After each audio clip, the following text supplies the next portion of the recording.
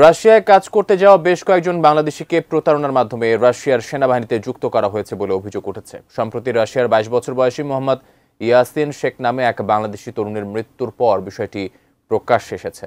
চাকরির কথা বলে কিভাবে তাদের যুদ্ধক্ষেত্রে পাঠানো হচ্ছে তার বিস্তারিত জানাচ্ছেন ইমতিয়াজ আলম।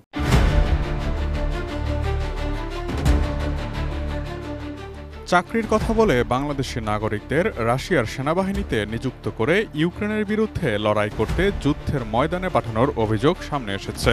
এই ঘটনায় রাশিয়ায় থাকা বাংলাদেশি নাগরিকদের পরিবার মস্কোর বাংলাদেশ দূতাবাসে ফোন করে স্বজনদের খোঁজ খবর নেওয়া শুরু করেছেন। ১১ এপ্রিল বার্তা সংস্থা এএফপি এক প্রতিবেদনে এই তথ্য জানিয়েছে। বার্তা সংস্থাটির বরাতে একই তথ্য জানিয়েছে ফ্রান্স 24, রেডিও ফ্রান্স ইন্টারন্যাশনাল। কর্মসংস্থানের উদ্দেশ্যে প্রবাসে যাওয়া মোহাম্মদ আকরাম হোসেন নামক এক যুবক এএফপিকে জানিয়েছেন কিভাবে প্রতারণার মাধ্যমে তাদের রাশিয়ায় পাচার করে যুদ্ধ করতে নিয়ে যাওয়া হয়েছিল। আকরাম জানিয়েছেন ২০২২ সালের সেপ্টেম্বর মাসে ১০ জনের একটি দলের সঙ্গে ওমরা ভিসায় প্রথমে সৌদি আরব যান তারা। এরপর তাদের নিয়ে যাওয়া হয় রাশিয়াতে। আকরাম বলেন, সৌদিতে কয়েক সপ্তাহ থাকার পর তারা রাশিয়ায় যান। ওই সময় রুশ ভাষায় একটি চুক্তিপত্র দেয়া হয় তাদের, যেটির কোনো কিছুই তারা বুঝতে পারেননি, কিন্তু তাও স্বাক্ষর করেন সেখানে।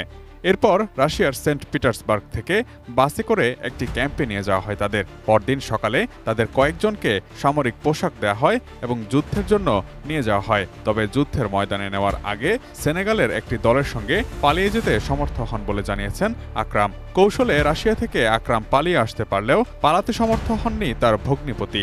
এখন তিনি রাশিয়ার হয়ে যুদ্ধ করতে বাধ্য হচ্ছেন।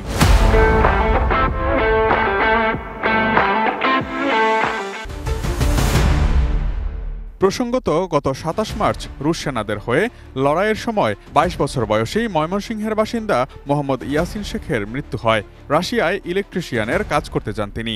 এরপর রাশিয়ার সেনাবাহিনীতে যোগ দেন। মে মাসে প্রকাশিত জার্মান গণমাধ্যম ডয়েচে ভেলের এক প্রতিবেদন থেকেও আরমান মণ্ডল নামের আরেক বাংলাদেশির রুশ সেনাবাহিনীর হয়ে যুদ্ধে যোগদান করে ল্যান্ডমাইন বিস্ফোরিত হয়ে আহত হওয়ার খবর পাওয়া যায়। এরপরই রাশিয়ায় থাকা অন্য যুবকদের আত্মীয়স্বজনরা উদ্বিগ্ন হয়ে পড়েন।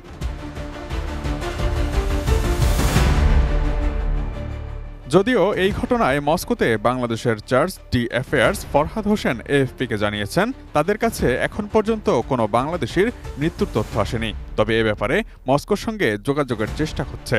অবশ্য বাংলাদেশের charge d affaires Farhad Hossain নিশ্চিত করেছেন বাংলাদেশিরা রুশ সেনাদের হয়ে যুদ্ধ করছে, কিন্তু ঠিক কতজন যুদ্ধ করছে সেটি তিনি নিশ্চিত নন। ফরহাদ হোসেন বলেন, রুশ কর্তৃপক্ষ বলছে যারা যুদ্ধ করছে তারা রাশিয়ার সঙ্গে চুক্তি করেছে, তাদের বেতন দেওয়া হচ্ছে এবং যুদ্ধের আইন মেনেই তারা লড়াই করছেন।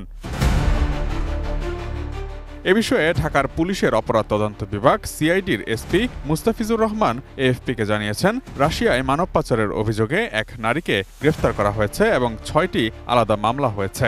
এই পাচারের সঙ্গে যারা জড়িত তাদের গ্রেফতারের চেষ্টা চলছে বলেও জানান তিনি।